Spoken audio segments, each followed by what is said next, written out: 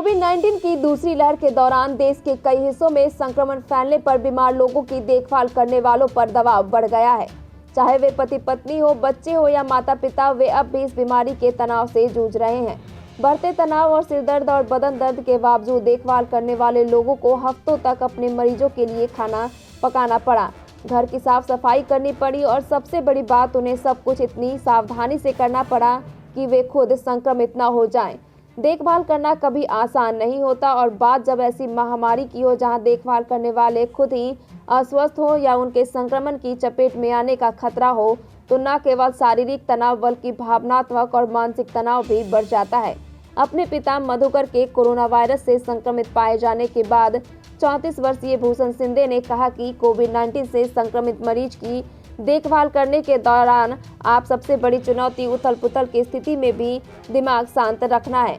बीमारी के संक्रमित होने के कारण पृथकवास और किसी दोस्त या परिवार के सदस्य के मदद न कर पाने के कारण मानसिक तनाव बढ़ता है। मुंबई में रहने वाले भूषण ने कहा कि उन्हें और उनके पिता दोनों को ही बुखार, खांसी और बदन दर्द के हल्के लक्षण दिखने शुरू हुए थे, लेकिन जल्द ही उनके 65 वर्षीय पिता की हालत बिगड़ने लगी। बाद में उन्हें अस्पताल में भर्ती कराया गया। उनके लिए सबसे तनावपूर्ण वह दौर रहा जब उन्हें रेमडेसिविर इंजेक्शन के लिए भागदौड़ करनी पड़ी, और वह भी न केवल अपने पिता के इलाज के लिए बल्कि अपने 83 वर्षीय अंकल और एक रिश्तेदार के लिए भी जो उसी वक्त बीमार पड़े थे। उन्होंने कहा, रेमडेसिविर की व्यवस्था करने की भागदौड़ में मुझे अपनी शारीरिक और मानसिक स्थिति को दरकिनार रखना पड़ा और इसका असर मेरे शरीर पर पड़ा। इस बात को 2 महीने बीत चुके हैं, लेकिन संघर्ष अब भी जारी है।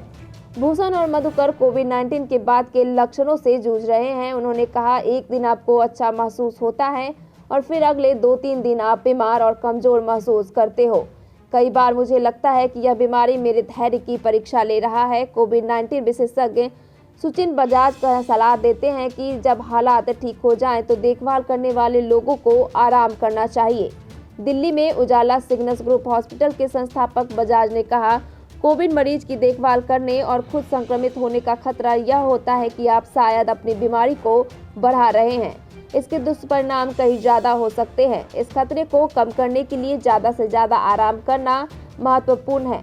दवा कंपनी मर्क द्वारा सितंबर-अक्टूबर 2020 में किए गए एक अध्ययन के अनुसार करीब 39% भारतीय युवा आबादी ने पहली बार महामारी के दौरान बीमार लोगों की देखभाल की। मनोचिकित्सकों का कहना है कि बीमारी से जूझने का संघर्ष कहीं ज़्यादा वक्त तक रह सकता है।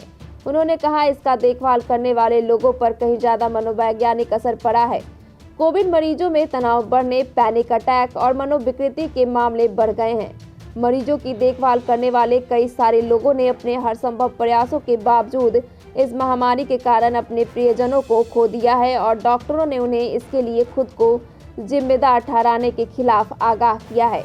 कोविड विशेषज्ञ बजाज ने कहा, जरूरत से ज्यादा काम का बोझ मत डालो और याद रखिए कि आप कोई सुपरमैन या सुपरवुमेन नहीं है, तथा सबसे ज्यादा यह याद रखिए कि इसके लिए खुद को जिम्मेदार न ठहराएं।